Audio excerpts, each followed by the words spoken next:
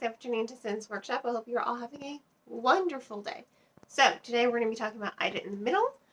This is a young adult, coming of age, magical realism tale. It's about a girl. And she's a middle child. She feels really out of place in her home. She feels very out of place at school. She's still coming off of having to deal with racism at her previous school, because she is from Palestine. And, the events of this book take place after 9/11, so she's dealing with a whole lot of reeling from that racism, and she feels very lost. She feels very much without a passion. And then all of a sudden the new school that she's at has decided, we're going to assign everyone a passion project. So you get to, in front of this whole school, show off your passion. Why is it your passion? And she has no passion. She feels very, very lost. She feels very, very confused. She's just reeling. And she also has this disconnect with her Palestinian culture as well. So her aunt, who passed away a while ago, she had sent her these jarred olives, her family, and she decided, I'm having a bad day, I'm gonna treat myself to an olive. And then she eats an olive, and then suddenly it's like her family never left Palestine. It's a really wonderful take on that. Grass is greener on the other side, but it does help her form stronger connections with her family.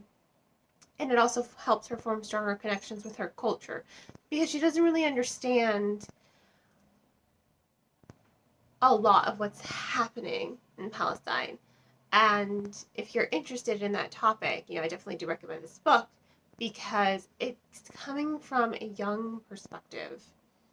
So it is definitely a book club read. It's definitely a classroom read. It's definitely a book, if you want to get your kids interested in world politics in a way that's not going to be, I guess, horrific.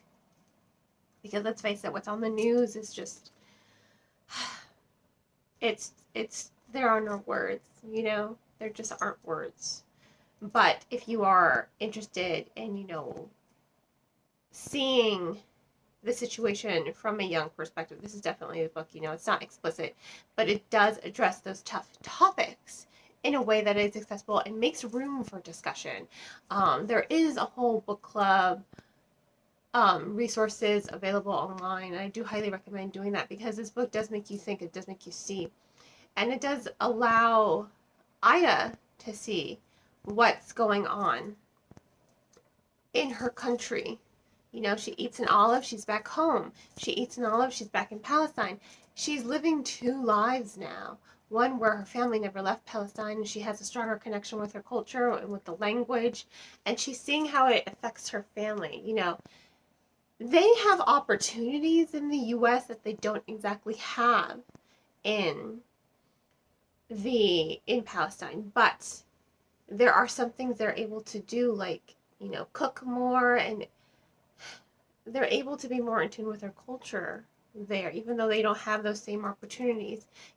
They are missing something, those passions, those things that they've grown to love, like her sister. Her sister loves dancing, but she doesn't have that same opportunity in Palestine.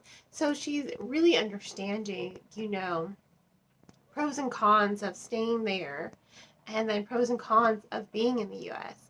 So she's really learning to find her place in her family, in her culture, in here. She's finding peace, she's learning, she's learned so much. She's also, that aunt that died is not dead. If her family had stayed in Palestine, situations would have changed, and her aunt did not die. So she's also forming this relationship with her aunt, and she is seeing the tragedies. She's seeing the hardships. She's experiencing them. And it gets to you as a reader. It really makes you think. It makes you feel things. It's emotional. It's a lot to unpack, and I don't think I could unpack all of it in this review as much as I want to.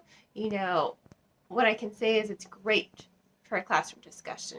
It's great if you're a parent and you want to sit down with your kid, and if they have questions, be like, okay, read this book, and then we can talk about it, you know.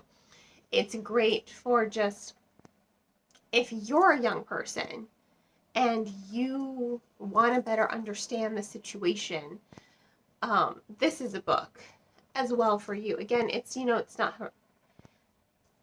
It addresses the issues without quite being so explicit, so it is appropriate. And it's just, it's moving because you're seeing Ida grow as well. You're seeing her learn. So you learn alongside Ida as well.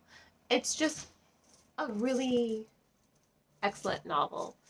I have to say that. It was really excellent. It does move a little slow, but for any person who felt lost when they were a kid because, you know, they were the child of an immigrant, or they looked different, or they talked different, or their name was different, or they had this disconnect with their own culture, it's really going to connect to you. It's relatable. It is relatable at its core.